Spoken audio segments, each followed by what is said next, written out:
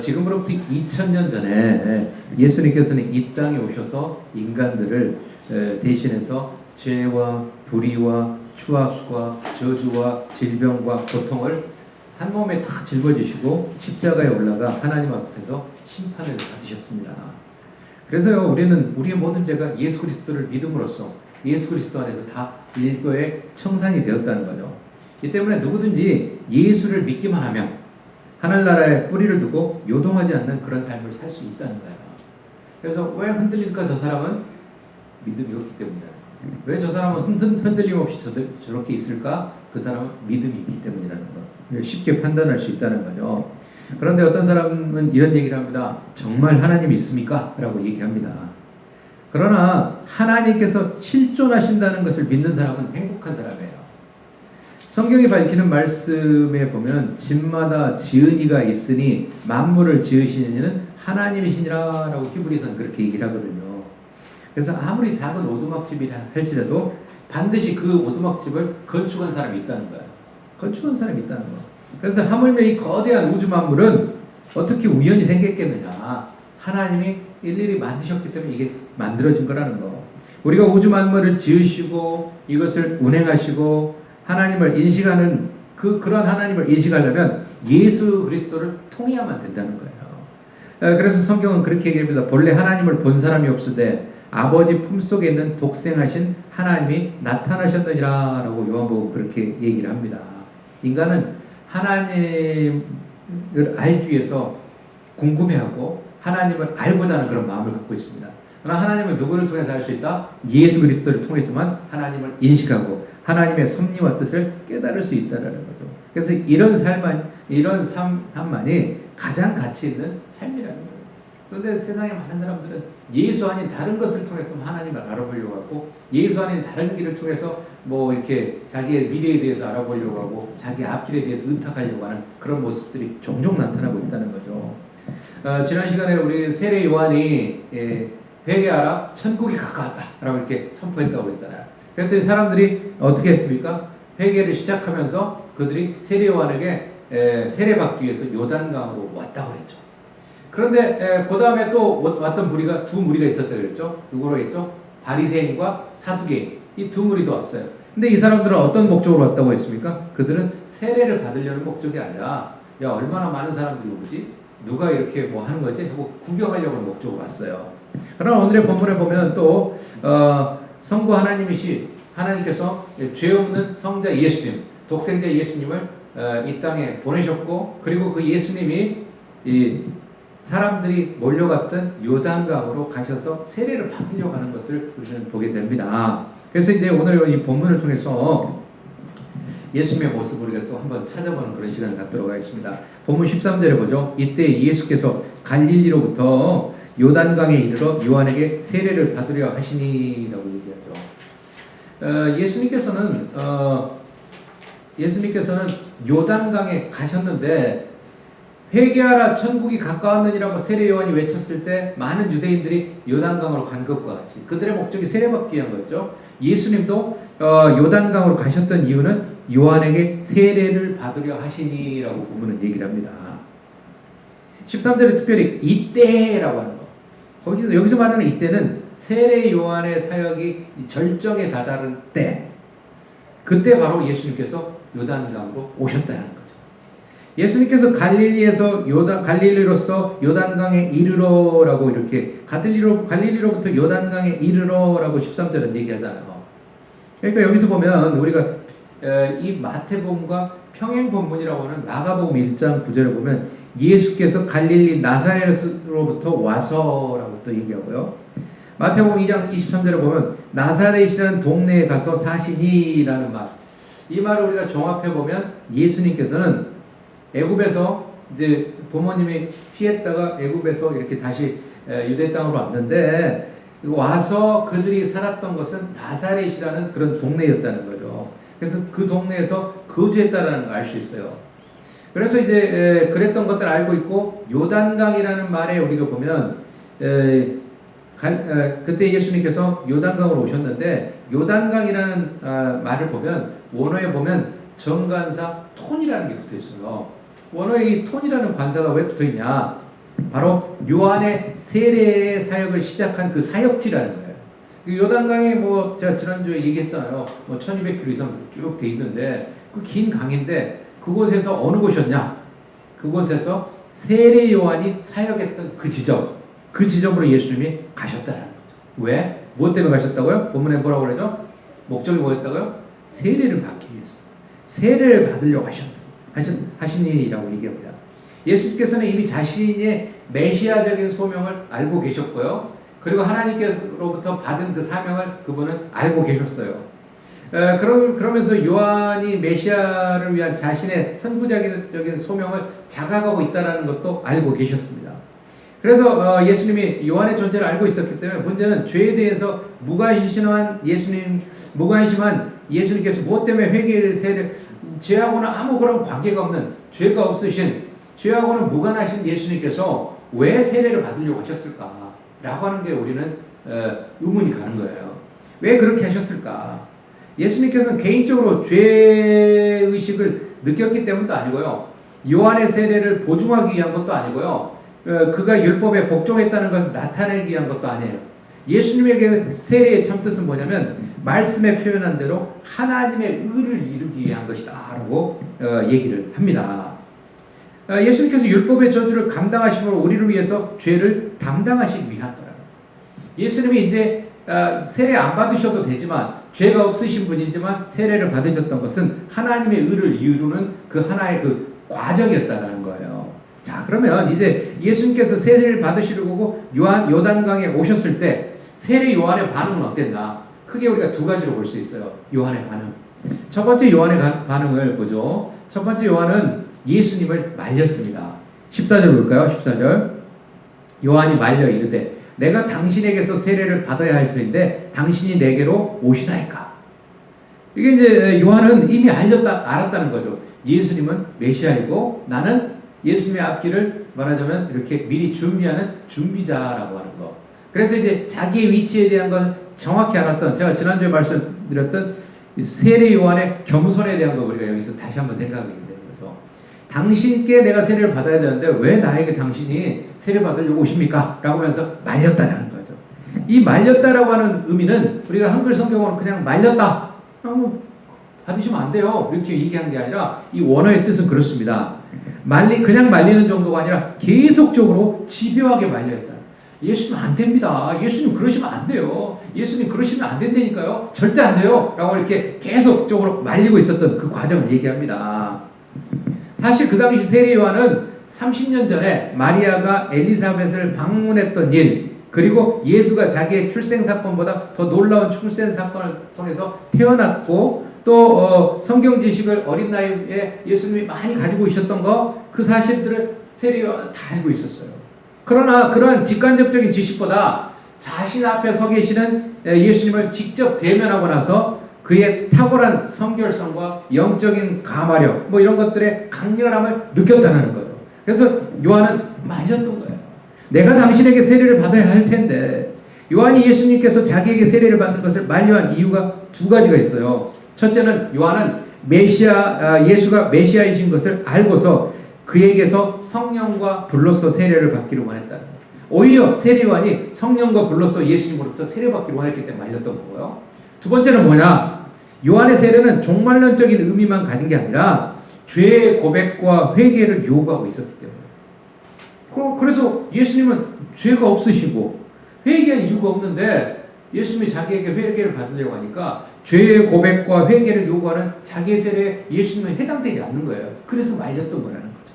그래서 겸손한 요한은 예수님이 자기에게 세례를 받으려고 하시니까 예수님이 자기를 능가한다는 사실을 알고 있었기 때문에 그는 말렸던 거예요. 그는 자신의 죄는 알고 있었으나 예수에게는 회개할 죄가 없다라는 걸 알았다는 거예요. 우리는 그렇습니다. 사람의 말과 하나님의 말씀이 뒤섞여 있는 세상에서 우리는 어떤 말을 따라야 될 건가? 어떤 말을 따라야 될 건가라는 의문을 가져요. 여러분은 사람의 말을 따라야 될까요? 하나님의 말을 따라야 될까요? 고민되세요? 사람의 말을 따라야 될까요? 하나님의 말을 따라야 될까요? 판단이 안 서세요? 예, 우리는 하나님의 말씀을 따라야 됩니다. 당연히 하나님의 말을 따라야 돼요. 그 이유는 하나님의 말씀에는 우리를 향하신 숭고하신 하나님의 사랑과 책임이 담겨져 있다는 거예요. 그래서 우리는 이렇게 기도해야 됩니다. 주님, 저희를 허망한 대로 이끄는 사람의 말을 따르기보다는 저희를 영원한 이 의로 이끄는 주님의 말씀을 따르게 하옵소서. 그런 기도해야 됩니다. 그런데 우리는 사람의 말에 혹 해가지고요, 막 이렇게 따라가잖아요. 그러나 주님은 끊임없이 우리에게 사랑의 말씀과 우리에게 정말 은혜가 되는 그런 말씀을 계속 주시는데 우리는 사람의 말에 귀 기울이는 경향이 많다는 거죠. 그래서 우리가 하나님, 주님의 말씀, 바른 말씀만을 따르며 살게 도와주십시오라고 그렇게 기도해야 됩니다. 사람의 말을 하나님의 말씀보다 중히 여기는 그러한 죄를 범하지 않는 저와 여러분들 되시기를 바랍니다. 두 번째로 예수님이 세례받으러 왔을 때 요한의 반응은 두 번째입니다. 요한은 예수님의 뜻대로 허락을 해요. 요한이 예수님의 뜻대로 허락을 해요. 왜? 볼까요? 15절 예수께서 대답하여 이르시되 이제 허락하라. 우리가 이와 같이 하여 우리의 모든 의를 이루는 것이 합당하니라 하시니 이에 요한이 허락하는지라 라고 얘기합니다. 이제 허락하라. 이 말은 요한이 예수님에게 세례를 베풀어야 된다는 거죠. 이제. 종의 역할을 감당하겠다는 의지를 예수님이 얘기를 하셨고 하나님의 뜻을 수행해야 된다는 것을 얘기를 했기 때문에 그걸 이해하는 요한에게 야 이제 너 나한테 세례 베풀어줘 이렇게 얘기하는 거죠. 메시아이신 주님만이 이러한 명령을 세례 요한에게 할 수 있었던 거예요.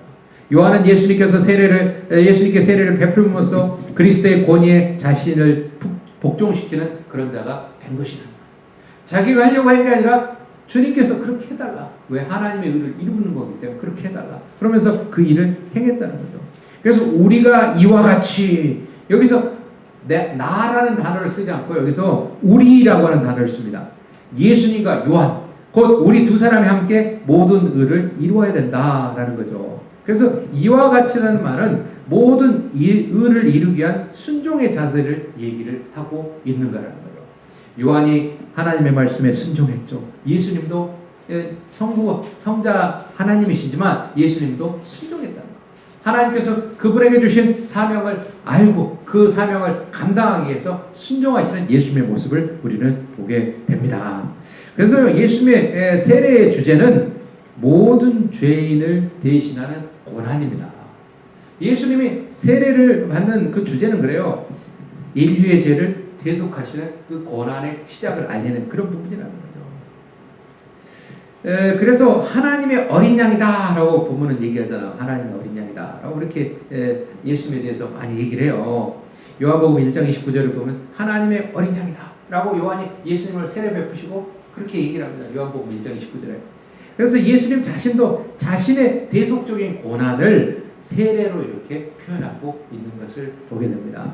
성 게르트루드라고 하는 사람이 주님께 기도를 항상 그렇게 드렸다고 합니다. 당신의 뜻을 이루어 주십시오. 당신의 뜻을 이루어 주세요 라고 계속 그렇게 매일매일 기도를 했다고 합니다.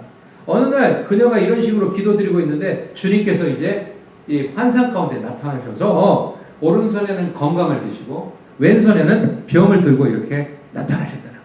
그러면서 주님께서 얘기한다는 거죠. 내 딸아, 내가 원하는 것을 택하라. 한 손에는 건강이고 한 손에는 질병이었어요. 야, 너 원하는 게 뭐냐? 빨리 너 택해라. 라고 주님이 이렇게 환상 가운데 얘기를 한 거예요. 그랬더니 그녀가 그렇게 얘기를 했다는 거죠. 그녀가 그렇게 얘기했다는 거죠. 오 주여, 내 뜻이 아니라 당신의 뜻이 이루어지기를 원합니다. 당신의 뜻을 이루어 주옵소서. 내 뜻이 아니라 당신의 뜻이 이루어지기를 원한다는 거예요. 우리는 여기서 봤을 때 우리가 하나님 앞에 맨날 기도를 하지만 내 주장과 내 뜻과 내 생각을 가지고 하나님 이게 되기를 원합니다. 하나님 이거 꼭 돼야 돼요. 꼭 돼야 된다니까요. 이렇게 우리가 주장하는 경우도 있지만 사실은 우리가 올바른 기도의 모습은 하나님의 뜻을 이루어 주십시오. 하나님의 뜻이 성취되기를 원합니다. 라고 하는 기도가 우리에게 올바른 기도의 모습이라는 거죠. 그래서 예수님의 그 말씀에 의해서 15절에 보면 이에 허락한다. 이에 요한이 허락하는지라 라고 얘기합니다. 요한은 모든 이 의를 이루는 것이 합당하다라고 하는 예수님의 설명을 듣고 난 이후에 흠이 없으신 신성의 소유자 예수님께 메시아에게 합당한 세례를 베풉니다. 이로써 예수와 세례 요한은 하나님의 뜻을 이루는 동역자의 그 선상에 서게 되었다는 거죠. 예수님으로부터 세례를 받으신 데는 예수님께서 세례를 받으신 데는 몇 가지 의미를 지닌다고 얘기하는데요. 예수님의 세례 받으심에 대해서 우리가 특별히 한 4가지 정도로 이렇게 의미를 찾을 수가 있는데, 첫째는 모든 사람을 위한 하나님의 의를 이루기 위해다. 그래서 공생애에 앞서서 예수님은 이미 하나님의 아들로서 메시아로서의 자격과 능력이 구비되었지만 인간적인 수준에서 또 인간들의 이해를 위해서 교회의 선한 전승, 이 세례라고 하는 전통에 순종했다는 것. 두 번째로 예수님은 세례 요한은 메시아가 도래했음과 메시아의 사역이 시작되었음을 공적으로 선언했다는 것. 공적으로 선언한 게 바로 세례였다는 거죠. 세 번째로는 회개, 세례가 필요 없던 예수님은 세례를 통해서 죄로 타락한 인간과 자신을 완전히 일치시켰다는 거죠. 나도 세례받고 너희도 세례받으면 우리는 똑같은 인간이다. 일치시켰다는 거죠. 네 번째로는 예수님은 세례받으신 것은 그를 믿는 자들에게 보이신 세례 모범이었다는 거예요. 그래서 예수님이 세례 모범을 보여주셨다는 거예요. 우리가 나중에 이제 또 보게 되면 예수님의 또 하나의 모범이 뭐냐면 기도의 모범이죠. 새벽에 한적한 곳에 가서 기도하셨고요. 예수님의 제자들이 우리에게 기도 방법을 좀 알려주세요 그랬더니 마태복음 6장 9절에 얘기하죠. 9절부터 13절까지 너희들은 이렇게 기도하라 라고 주의 기도를, 주님의 가르쳐 주신 기도를 주시는 걸 봅니다. 그래서 예수님이 기도하지 않으셔도 돼요. 그러나 기도하셨던 건 뭐예요? 모범을 보이시기 위해서. 예수님 세례받지 않으셔도 돼요. 그러나 세례 받으신 것은 세례를 통해서 모범을 보이시기 목적이었다는 거죠. 자, 그렇다면 이처럼 세례를 받으시고 나서 이제 몇 가지 증거가 나타나는데요. 어떤 증거가 나타나느냐? 첫 번째가 하늘이 열리고 하나님의 성령이 비둘기같이 임했다는 거예요. 하나님의 성령이 비둘기같이 임했다. 여기서 보면 본문의 16절에 보면 곧이라는 단어와 물에서 올라오실세, 곧 올라오셨다. 예수님께서 세례받고 곧바로 물에서 올라오셨다라는 거죠. 그래서 물에서 올라오실세라고 하는 것에 대해서 일부 사람들은 그래요. 예수님이 물에 들어갔다가 세례받고 올라오셨는데 예수님이 받으신 세례는 침례다, 아니다, 세례다. 막 그거 가지고 논쟁을 해요.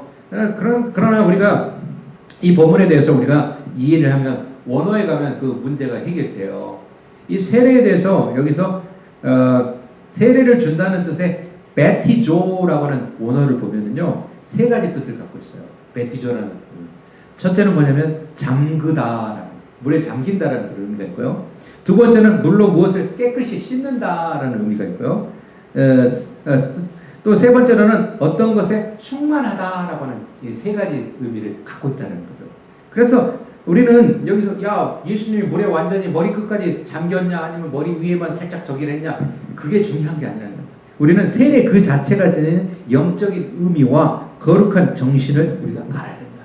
세례냐 침례냐 뭐 이게 맞냐 이게 틀리냐 그게 중요한 거예요. 그게 그 논쟁을 한다는 것은 뭐냐면 알맹이를 빼놓고 껍데기만 가지고 논쟁하는 거예요. 세례의 의미를 알아야 된다. 죄 씻음과 그리스도의 연합이라고 하는 그 알맹이를 우리가 빼놓으면 안 된다는 거예요. 그래서 우리는 그 부분을 알아야 된다는 거예요. 그리고 예수님이 세례받고 난 이후에 하늘이 열렸다. 예수님께 대한 하나님의 예수님에 대한 아주 친밀한 비상한 관심이 거기에 나타나고 있는 거죠. 그래서 성령이 비둘기같이 임했다. 그러면 성령 강림 방식이 비둘기 같다라는 뜻도 되고요. 성령이 비둘기 모습으로 나타났다고 할 수도 있어요. 그러나 그게 중요한 건 아니죠. 어찌됐든 분명한 것은 성령이 God man이라고 하는 신이면서 인간이신 메시아로서의 사역을 수행하도록 돕기 위해서 예수 위에 임했다라는 성령님이 예수님을 서포트하기 위해서 임했다라는 그 부분에 우리는 초점을 맞춰야 된다는 거예요.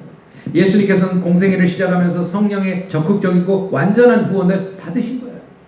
성경 문학적으로 보면 비둘기는 성령의 교통하는 힘의 은유, 또 순결, 또 성령의 생명의 충만함, 그리고 뭐 이런 것들을 상징하고 있는 게 바로 성경에서 말하는 비둘기의 상징이라는 거죠.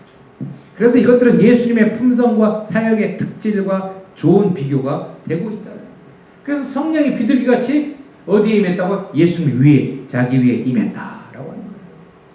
그래서 예수님은 율법에 정한 나이 30세가 됐을 때 공개적인 절차를 통해서 공식적으로 기름 부음을 받은 예수가 되셨다라는, 그리스도가 되셨다라는 거예요.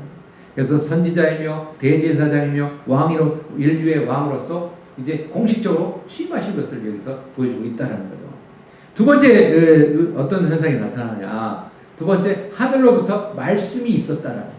하늘로부터 말씀이 있었다. 성경에 보면 하늘로부터 소리가 있어 말씀하시되 이는 내 사랑하는 아들이요 내가 기뻐하는 자라 하시니라 이렇게 돼 있죠. 근데 17절의 맨 앞부분에 보면 헬라어 성경에 보면 이두라는 단어가 나와요. 이건 뭐냐면 보라라고. 그럼 왜 성경에 보라라고 하는 단어가 나오냐? 이것은 중요한 것이 있을 때 야 보라라고 얘기하고요. 급박한 것이 있을 때 보라라고 이렇게 얘기하고요. 강조하기 위해서 그렇게 보라라고 하는 단어가 나온다는 거죠.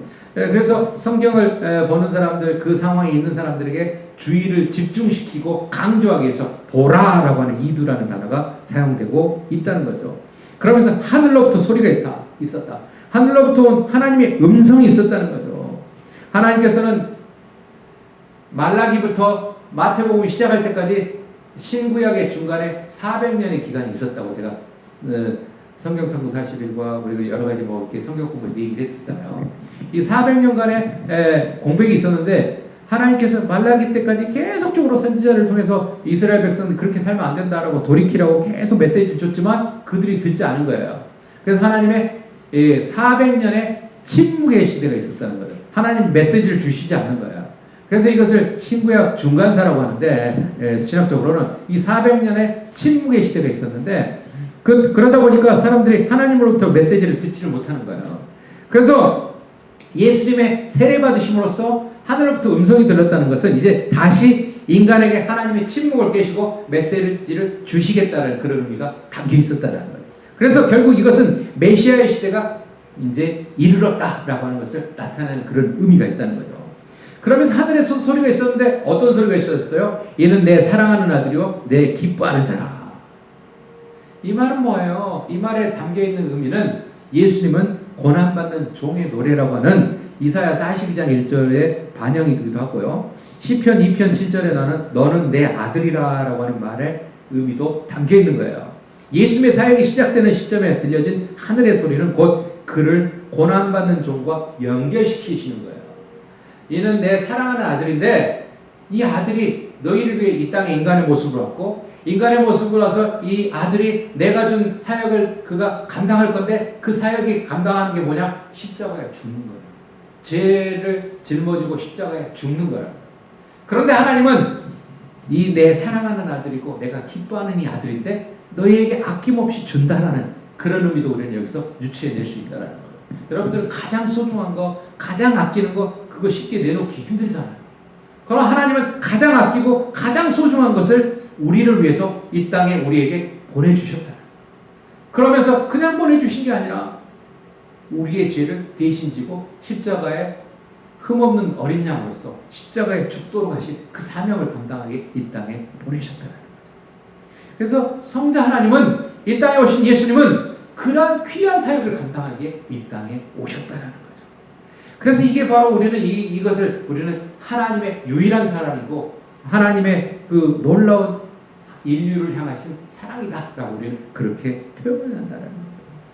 그래서 메시아는 영원전에 선택했고 그를 통해서 하나님은 그의 뜻을 하나님의 뜻을 그 사명을 메시아 되신 예수를 통해서 이루시겠다는 그런 의미가 담겨 있다는 겁니다. 나무는 바람에 흔들린다고 합니다. 나무는 바람에 흔들려요. 그래서 여러분들도 뭐 그러죠. 예전에 살면서 야 오늘은 바람이 좀 부네. 나무가 막 흔들리는 거 보고 우리가 알잖아요. 나무는 바람에 흔들립니다. 근데 사람도 흔들린대. 사람은 다른 사람의 말에 흔들리기 시작한다. 누가 뭐라고 하면 흔들린다는 거죠. 물론 흔들리는 사람도 있고 흔들리지 않은 사람도 있지만 자꾸 다른 사람의 말을 듣다 보면 흔들린다는 거죠. 나무의 가지치기가 필요하듯 다른 사람의 말에도 가지치기가 필요하다는 거예요. 저 사람의 말을 들었을 때 내게 유익이 되면 괜찮아요. 내가 자꾸 헷갈리고 막 흔들리면 그 사람의 말을 가지치기 할 필요가 있다는 거예요. 특히 나쁜 의도에서 나온 말은 한 귀로 듣고 한 귀로 흘려버리는 게 좋다는 거예요. 나에게 아주 유익한 거라는 거죠. 한 귀로 듣고 한 귀로 흘려버리는 게 중요하다는 거예요. 내가 소중하면 내가 나를 지켜야 된다는 거예요. 타인의 말에 가지치기를 잘해야 나를 지켜낼 수 있다는 걸 기억하시기 바랍니다. 사랑하는 성도 여러분, 아주 재미있는 설화가 있습니다. 요단강 계곡의 경사진 곳에 세 그루의 나무가 있었대요.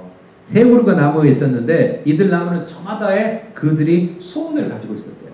첫 번째 나무는 예루살렘에 가서 잘 이렇게 세공을 받아가지고 하나님의 성전의 제목으로 내가 사용되기를 원해라고 첫 번째 나무는 그렇게 소원을 했다고 해요. 많은 사람들이 와서 경배하는 하나님의 성전의 한 부분이 되므로 나를 통해서 하나님께서 높이 찬양받기를 소원한다라고 첫 번째 나무는 그런 생각을 했대요. 두 번째 나무가 있었습니다. 두 번째 나무는 바다로 가고 싶었대요.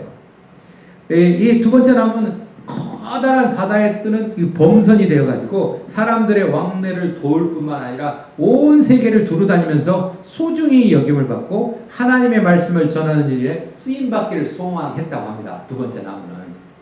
그리고 세 번째 나무 있습니다. 세 번째 나무는 나는 여기서 남고 싶다. 왜? 나는 높이 자라가지고 하늘을 향해서 가지를 딱 쳐들고 이렇게 있어가지고 산을 오르는 사람들이 너무 덥다라고 하면 이 내 나무의 큰 나무의 가지에서 그늘을 갖고 그리고 서늘하게 쉴 수 있는 그런 공간을 나는 만들어줘야 되겠다라는 그런 꿈을 갖고 있었다는 거죠. 그래서 첫 번째, 두 번째, 세 번째 나무가 각각의 그런 소원을 갖고 있었다고 합니다. 그러나 세월이 지났습니다. 예루살렘으로 가고 싶었던 첫 번째 나무는 베들레헴으로 가게 됐다는 겁니다. 그 나무는 세공을 받아서 작은 말구유가 되었다고 합니다. 그래서 말과 나귀의 먹이통이 되어서요. 마구간 한 구퉁이에서 팽개쳐져 있는 슬픈 시대가 됐대요. 두 번째 나무는 큰 배가 돼가지고 큰 범선이 돼가지고 큰 바다를 왕래하고 뭐 그런 일을 꿈꿨는데도 이 두 번째 나무는 서글프게도 나무가 찍히고 깎이고 해가지고 조그마한 조각배가 되었다고 합니다. 게다가 갈릴리 호수로 가게 돼가지고 어부들이 올라타고 비린내나는 생선 몇 마리 싣고 다니는 그런 신세가 됐대요. 그뿐 아니래요. 일이 없을 때는 쓸모없이 버려진 채 호숫가에서 따분한 시간을 보내야 됐다고 합니다. 이제 세 번째 나무는 그 자리에서 계속 자라서 높이 자라기를 원했다고 했잖아요. 그런 소원을 갖고 있었는데 그 소원하고는 다르게 이 세 번째 나무는 어느 날인가 사람들이 와서 나무를 이렇게 도끼로 찍더라는 거예요. 찍고 나서 잘 다듬어져가지고 이게 엉뚱하게도 저주받은 사람들을 매다는 죽이는 형틀 십자가 되었다는 거예요. 이 세 나무는 자기들이 소원한 것과는 전혀 다르게 다 쓰임을 받았어요. 그런데 반전이 일어났습니다. 어느 날 예수님께서 세상에 오셨어요. 만백성을 구원하시는 만왕의 왕으로 오셨는데 예수님께서는 좋은 처소를 갈 수 있어야 되는데 좋은 처소를 갈 수가 없었어요. 그리고 베들레헴에서 이렇게 여관을 찾았지만 갈 수 있는 데가 없었어요. 그래서 천덕꾸러기 말구유에서 태어나시게 되었다는 거예요. 첫 번째 나무였던 그 말구유가 결국은 더할 수 없는 큰 영광을 입은 건 아니에요. 다시 세월이 더 흘러서 예수님께서 복음을 전하실 때마다 예수님께서 갈릴리 호수에 오셔서 그 보잘것없는 조각배에 올라 앉으셔서 하나님의 나라의 이야기를 전하셨습니다. 두 번째 나무였던 그 조각배가 그렇듯 주님께 감단을 드리는 뜻밖의 영광을 누렸다는 거죠. 그리고 다시 3년의 세월이 흘렀습니다. 세 번째 나무였던 그 십자가는 예수님께서 못 박혀 죽으심으로써 길이길이 만백성의 추앙을 받은 거룩한 십자가가 되었다는 겁니다. 크리스찬인 우리 각자는 하나님께 어떻게 쓰임받을지 아무도 모릅니다. 제가 지금 이 정도 살았는데요. 아니에요, 여러분. 지금 이 정도 살았지만 앞으로 여러분들을 하나님이 어떻게 사용하실지는 아무도 모른다는 거예요. 우리가 하나님께 쓰이기에 합당한 순종 잘하는 사람이 되었을 때 우리가 순종만 잘한다면 하나님의 말씀에 예 알겠습니다 아멘하고 우리가 순종만 잘한다면 우리는 하나님의 나라의 도구가 되는데 충분할 거라는 거예요. 우리는 하나님께 영광 돌리는 그 도구로 사용될 수 있다는 것을 기억하시기 바랍니다. 하나님께서 우리 각자에 주신 사명을 순종하며 잘 감당하는 저와 여러분 모두가 되시길 주님의 이름으로 축원합니다. 기도하겠습니다. 거룩하신 하나님께서는 우리를 사랑하셔서 이 땅에 예수 그리스도를 메시아로 보내주셨고 그분은 어떠한 죄도 없지만 세례 요한을 통해서 겸손하게 하나님의 의를 이루기 위해서 세례를 받으셨고 또 하나님께서 이 땅에 예수를 보내주심으로 공적으로 이제 메시아의 사명을 감당하시는데, 이분이 메시아로 오신 이유는 무엇입니까? 이 땅에 죽어가는 영혼들을 구원하고 죄로 가득한 사람들의 죄를 모두 짊어지시고 십자가에 죽으시기에 이 땅에 오심을 우리가 믿습니다. 그 사명 감당하기에 겸손하게 세례받으셨던 예수님처럼 하나님, 우리도 겸손하게 하나님, 우리가 순종자라는 하나님의 백성이 되기를 원합니다. 유단강에서 자라났던 세 그루의 나무처럼 하나님, 우리도 소원을 갖게 도와주시고 꿈을 갖게 도와주시고 하나님께 귀하게 쓰임받는 그런 일꾼들 될 수 있도록 우리를 도와주셔서 우리가 하나님 사람의 말에 가지치기를 하게 도와주시고 우리가 정말 하나님 유익하고 은혜되는 말에 귀 기울이며 살아가는 깨어있는 크리스찬들 다 되게 도와 주옵소서. 예수 그리스도 이름 받들어 간절히 기도하옵나이다. 아멘.